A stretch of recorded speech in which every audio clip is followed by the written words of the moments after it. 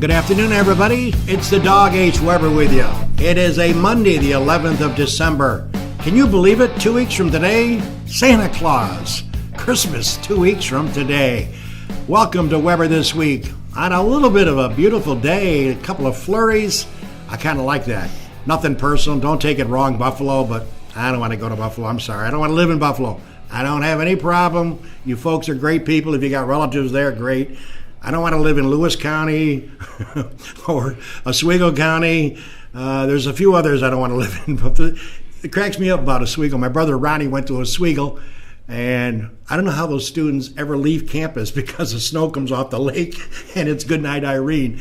But we're fortunate, knock on wood, here in the Finger Lakes, and a fine restaurant has reopened in my hometown, even though we moved when I was 2, Lyons, New York. And it's got a soft spot in my heart. At a place called Trombino's. It was a legendary restaurant that my family enjoyed many trips to Lyons to visit Trombino's and always enjoyed a good meal. Then unfortunately we found out that Trombino's ownership at that time decided no longer had an interest or was getting up in age and decided to close the business, and it remained dormant. And a guy that's to my right today on the Weber Show, a guy named Chris Van Eps, the owner of Maitre D at Trombino's, joins me. Chris, thanks for coming in. Thanks, Harold. Listen, let's go back and give our viewers an overview of yourself, where you were born, where you went to school, and we can pick it up from there. Absolutely. I was born in Rochester, New York, Rochester native. Grew up in the southern tier, Livingston County. Calmum. Okay. Caledonia, sure. Mumford. Sure. Later graduated Livonia High School. I'm the oldest of 6. And speaking of Oswego, ended up going to college at SUNY Oswego. So you know about the snow. Absolutely. And there's days when you get up and couldn't believe it, right? Unfortunately, all of my classes were 7:30 a.m. So usually by the time I was getting out of class at 11, they were just canceling class. So, well, I'll pick up on that. I told the story many times, and I'll share it with you since you went to SUNY Oswego. My brother Ronnie went there, did very well, went on and got tons of degrees, and ended up being a professor at a women's college in Augusta, Georgia. We called him the Smart Weber. He's the middle brother. I'm the youngest, and my brother Bob is in Rochester living. So we have 3 boys, and Ronnie went to Oswego, and he called me and asked me to come down to spend a weekend with him. He had a blind date for me as he went to Oswego, and I said, okay, I haven't seen my brother Ronnie, and the weather was like this, kind of nice to drive in. So I drove in Oswego, not a problem at all, maybe a few flurries, no big deal. And we went out, he introduced me to a blind date, went out, had a few drinks. I think she had more than a few, and long story short, Chris, I spent a fortune on drinks and went to bed. Didn't work out, the blind date didn't appear. Got up the next morning, and I was driving, I think, a Volkswagen or a real small car. I may be wrong on that. And lo and behold, you could not see the top of my car. It was buried with about 3 or 4 feet of snow. Yeah. And I was there 3 extra days, couldn't get off campus. And then you can appreciate this since you're familiar with the territory. As I finally could get my car entrenched out of the snowbanks in Oswego, I drove into the city of Oswego, and there was just a little bit of snow, like a mile or 2 away. That's what happens, right? Comes off the lake, right off the and lake, buries the campus. And the campus is right on the water. It's amazing. And what they do, they actually rope off. It's scary. From building to building. I did hear so that. that the students have something to hang on to, going from classroom to classroom. That is but majority of it is the wind, and the snow. You get 8-10 foot drifts of snow. Oh my God! So that's our story about my personal story, and Chris went there. So it's kind of ironic we got on the same page. Okay, so you went to Oswego, then afterwards you went into employment too. How did you end up getting what was your first job, or as far as your career path? I actually opened an employment agency in Geneseo. Okay. I was doing HR. I started an HR office, doing interviewing, sales, hiring. I became the office manager, and what actually ended up happening was I was commuting up to Rochester for training, and I would meet a bunch of the girls out for happy hour. Okay. And after about a year of doing this, I became a regular at an establishment downtown in Brighton. And one night I was there, and the hostess had called in sick. So the owner had asked me, would you mind seating the guests tonight? Sure. You're dressed. Right. You know everyone in here.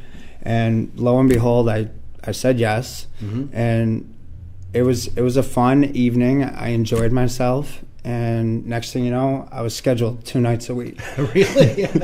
So I was running an office full time, and then I was hosting 2 nights a week. I told the owner of the restaurant I was not looking for a part-time job. Right. He asked me if I would help out for a little bit. Make a long story short, about 6 months later, he offered me restaurant manager position. The funny thing with that, I was 20 years old. I accepted the position. I resigned from my management at the HR firm. I resigned from that job, and I started full-time at the restaurant. And I remember my first day. I showed up in a tie, young, 20 years old, all excited with this new job, new career. And I walked in the front door, and he took my tie off. Oh, he did? And he handed me an apron. Oh, really? And for about the next 3 weeks, I was doing dishes. Oh, washing dishes. Okay. I was doing dishes, and I hated everything about it. but I knew that I had a lot of confidence in the owner, and he had a plan for me. And shortly after that, I was making salads, and next thing you know, I was bussing tables and bar backing and hauling kegs of beer up and down the stairs. And about 6 months later, I walked in, and he handed me two things. He handed me my tie back, and he handed me a set of keys. Oh, wow. And after doing every position in that restaurant for about 6 months, he handed me those set of keys, and he said, you now can run any restaurant in this city. Wow. That's impressive. And that's how it all began. Because you learned all the nicks. Everything. Everything. That's impressive. Well, so then you were there, and how long were you there for? Yeah, so that was Boom. Okay. Downtown, 12 Corners. It used to be the Brown Derby back in the day. I heard that name. And now it's currently Max's Chop House. Okay. Very successful high-end steakhouse. It was a small, quaint restaurant, about 14 tables, very intimate. Not everyone knew about it. And I fell in love. I fell in love with the industry, the fine food aspect of it, and the wine. Shortly, I would say about 3-4 years into it, the owner had been diagnosed with cancer, and he had shut down. After that, it was a whole new lineup for me. I didn't know where I was going with my career, what I wanted to do.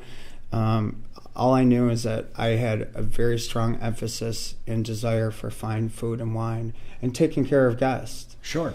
I recall back when, shortly after I'd received my keys and I had started this business, being from a small town and not having too many of the finer things in life, there was a standard that was set for guests that I couldn't really wrap my hands around, and for some reason I had always put them on this higher level. And he had taught me at a very young age that I needed to climb up top with them in order to service them and provide for their needs, and that I was there for them. Shortly after that, he did have a long discussion with me, and he said, not only are you my restaurant manager, not only are you the host, seating everyone and greeting everyone, he said, you are the Maitre D.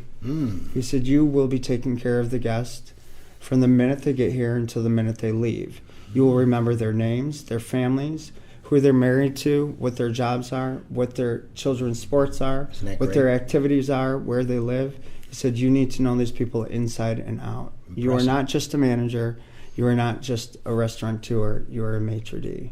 So when it came years later to opening where I'm at now, Maitre D definitely seemed fitting for the name of the new Trombinos. Okay, you're sitting back.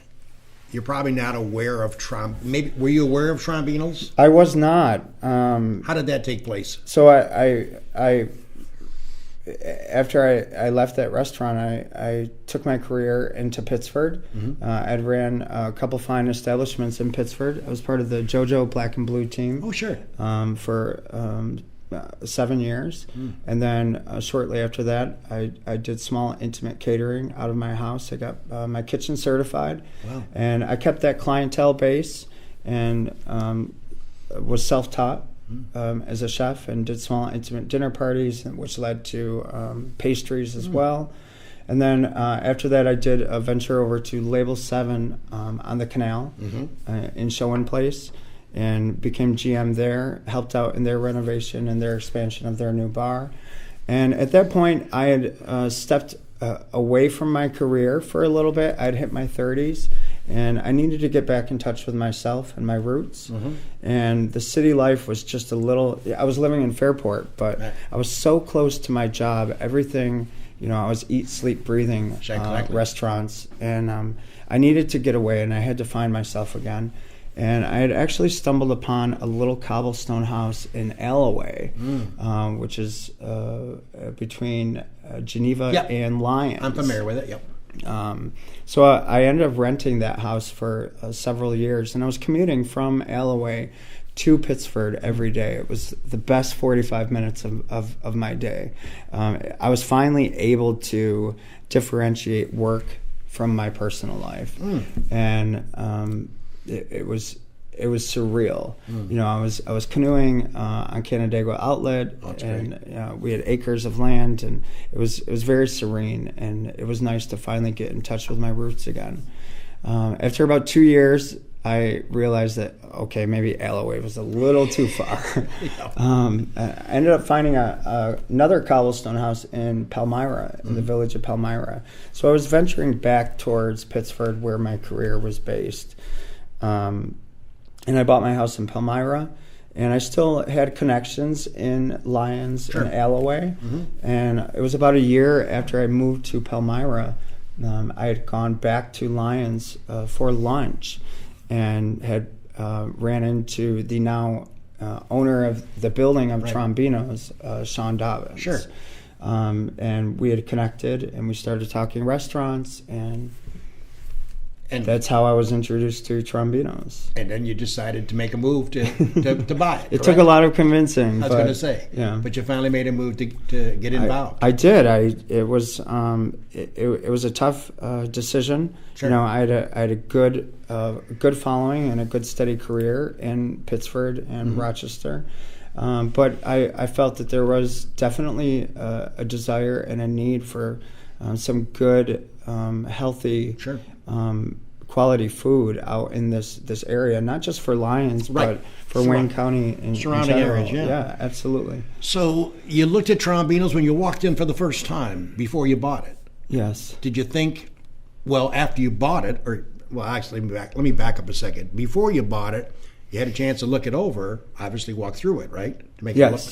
Absolutely. Did in your mind decide you were going to make some changes and renovations, et cetera, et cetera? No, because what had originally happened was the Dobbins had come to me and reached out to me for some advice. They had this restaurant. They weren't sure what they were going to do with it. Sure. The old Trombinos, everyone wanted Trombinos back. And I think they kind of went in just to save the restaurant from anything else going into the space. But then when I walked into the space, there was Trombino's was dead at that point, and the restaurant itself needed a lot of updating, and it was very stale.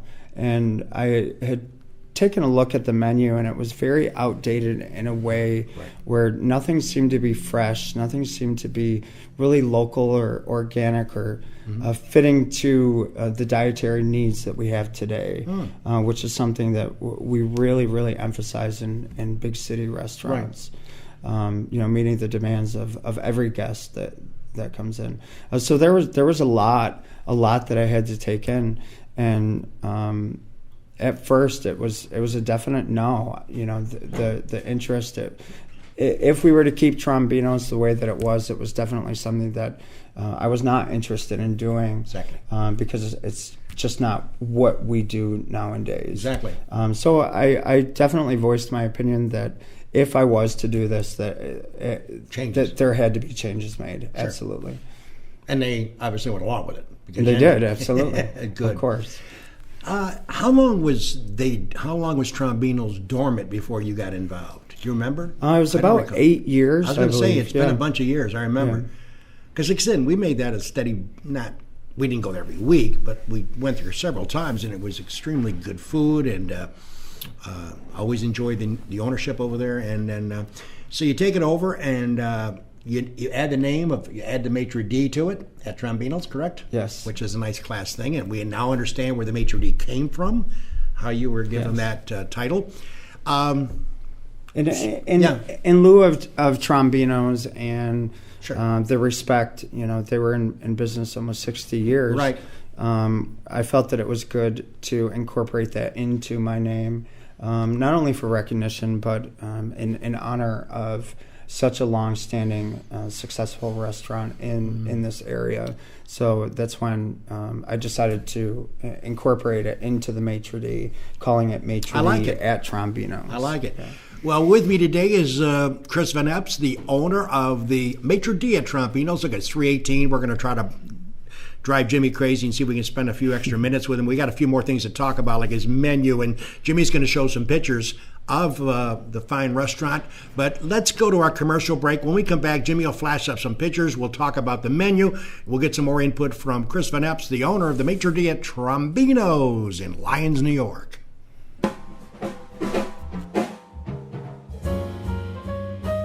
Acting as a gateway to the Finger Lakes, Del Lago leverages the natural beauty and unique offerings while enhancing tourism in the region. The casino features 2,000 slot machines, 89 gaming tables, including 12 poker tables, portico by Fabio Viviani, a 2,400-person entertainment center, farmers market buffet. The hotel, spa, and banquet facility will open summer 2017. Cayuga Lake National Bank. Visit Bill Ryan and his team for all of your banking needs. Offices in Union Springs and Aurora, a fine sponsor of this show for over 30 years. DA Liquor on Bridge Street in Seneca Falls. Amy Padula and her team will find the right spirit for you every time. When you stop in, tell Amy the dog sent you. The Gould Hotel welcomes you to come out and enjoy the revitalization of this historic downtown Seneca Falls landmark. Every Wednesday is Ladies' Night with special price drinks and half-priced appetizers. The Omen Theater on William Street in Lyons. See what's playing this week at omentheater.com. Located off New York State Thruway Exit 41, the McGee Diner has earned their reputation as a popular family restaurant, serving country fresh home-cooked meals daily. Stop in for breakfast, lunch, or dinner, and check out their menu at mcgeediner.com. The Child Advocacy Center of the Finger Lakes is a child-friendly location where allegations of physical or sexual abuse are responded to by a multidisciplinary team of professionals. The team works together to conduct a thorough investigation and to provide necessary support services to children and their non-offending caregivers with a goal of minimizing further trauma to a child. Seneca Metals is an award-winning company that has earned a reputation of going above and beyond to protect the environment and support their community. As an EPA inspector once said, their operation is head and shoulders above the rest. And the Newark Pilots of the Perfect Game Collegiate Baseball League, a minor league team with a major league ballpark. Season ticket packages available at newarkpilots.com. And the Wilson Press in Seneca Falls. My good pal Rich Rickey and his team can handle all of your printing and mailing needs. Visit them online at wpress.com.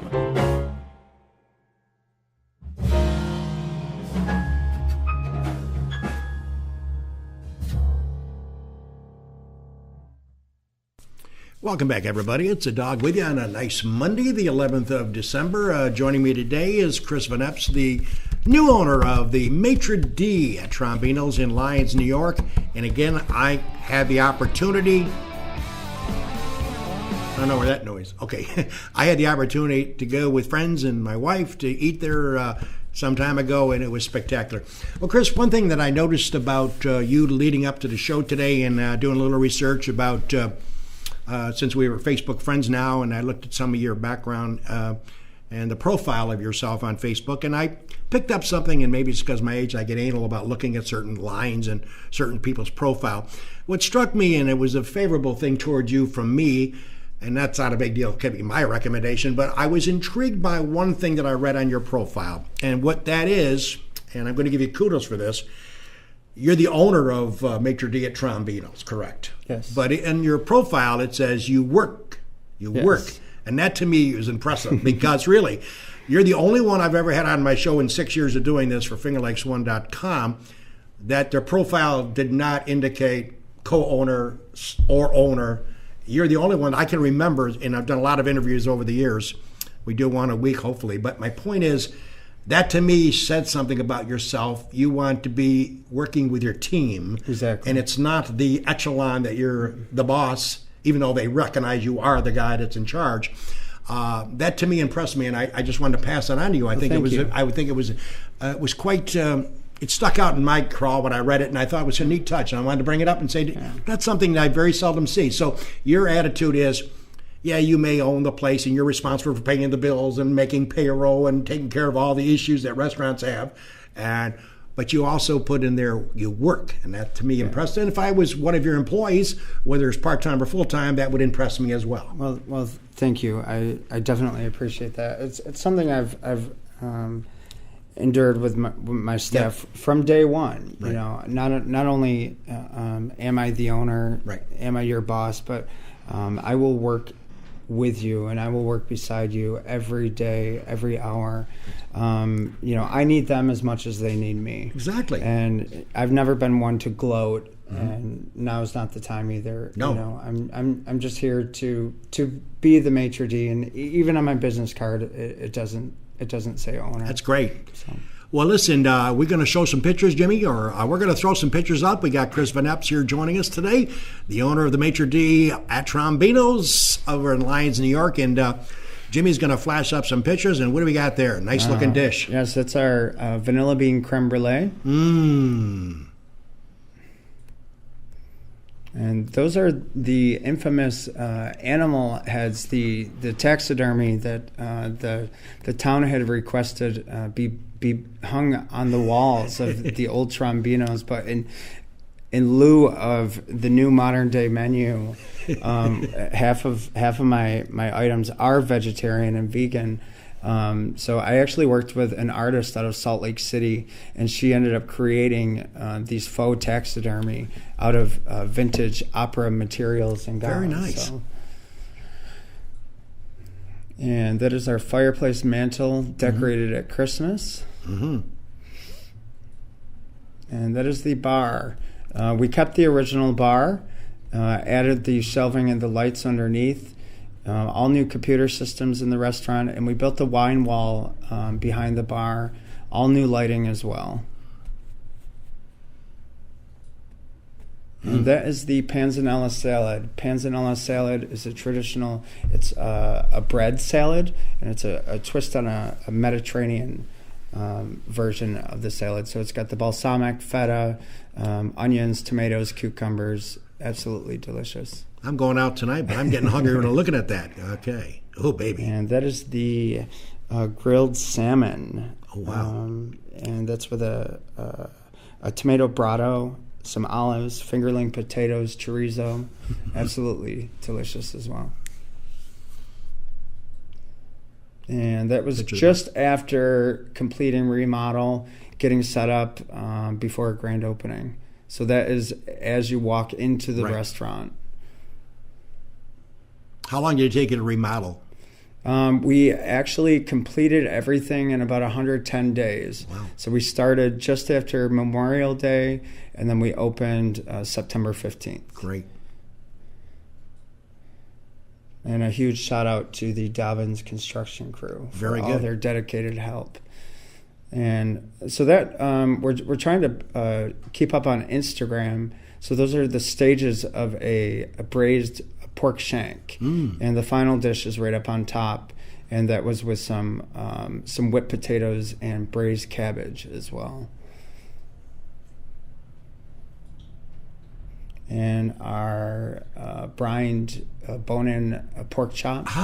Mine, the one I had, right? That's your dish. Oh, baby. And that has a provolone polenta and sautéed Brussels sprout leaves. Folks, I had it. It is spectacular. Telling you what, it's a meal in itself. And another Instagram photo that is the stages of building our house-made ricotta gnocchi. That preparation was during the fall. So that was done with some toasted pumpkin seeds and a butternut squash puree. So we'll be changing some of our dishes seasonally. So right now we're pairing that with a chestnut puree and a cranberry chutney. That's it. Okay, that's a great rundown. I'm glad you showed the dog's pork chop. You've been open now since September. Yes. So you're talking about 2.5 months. Yeah, almost 3 months now. Your early reaction by the support you've been getting. I know a lot of people have been speaking about it. I know Jimmy's wife went. We've been. We're obviously going to come back. The question is, are you happy with what you've seen so far? I'm very content with the way that things have gone. Mm-hmm. The turnout is. I could not have asked for a better restaurant as far as having goals and a vision. Mm-hmm. It's all come together. I'm hoping that this region and this area is accepting of change, new menus, finer things. It's a much slower start, but I think it'll catch on. I think it'll catch on over time. In Pittsford and downtown Rochester, things happen much quicker. Sure. So it is. Of course, they have a bigger population too. Exactly. A lot more people. It is slower than anticipated, but I think if people just come out and try it, exactly. And there's a lot of great things on the menu to offer. A little bit of something for everyone coming out here. I wanted to make sure that we weren't just attracting the guest for once or twice a year for that special occasion, their anniversary or birthday. We wanted to kind of get everyone in the door for any occasion. I agree. To come weekly, come sit at the bar, have appetizers. So there's a wide array of menu items when you take a look at the menu. And you're the only restaurant that I've ever been to that has two names on two chairs at the bar, Bob and Leslie Ullman. I mean, they got to be there all the time. They're good companions of ours. They are great friends, and they're great friends of myself and Mary. And we were there, and they joined us for dinner when we came over, and I love them both. And I did tell Leslie that I was going to join her for one of her North Carolina State football games, which is second to none in excitement. But I think it's on the same day. I think they play on a day, the bowl game, where I'm going to be tied up. But Leslie, if you're watching the show today, not to worry. I will track you down, and we got to see a game together, because that's got to be a lot of fun watching a game through 4 quarters with Leslie. I'm sure I might get a few elbows in the stomach, which is okay as well. Well, we're approaching 3:30. We're going to hang in there for a couple more minutes, and we'll get off the air. But, I think, having been born in Lyons, obviously that was age 2 when we moved from Lyons into Seneca Falls. I liked what I saw, and to be very honest with you, the people that we were with that night, we had a wonderful dinner. Everybody enjoyed their dinner.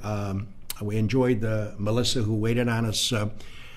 And we have an inside joke, and I'll be honest with you, even though you own the place, that we critique restaurants, in our own minds. Hey, how was the wait staff?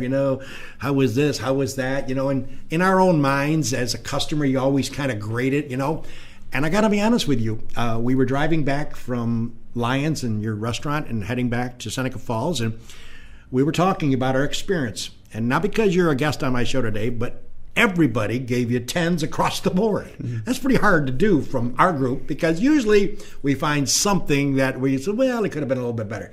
But you scored amazingly with our group. And we're not nitpicking about small stuff, but it was just amazing how we thought your place was and how the food was spectacular. We thought the pricing was reasonable. We thought it was just a good experience, and we definitely will return. And I know other people that experience Maitre D at Trombino's will likewise feel the same way. Well, thank you. And I think that's a testimony.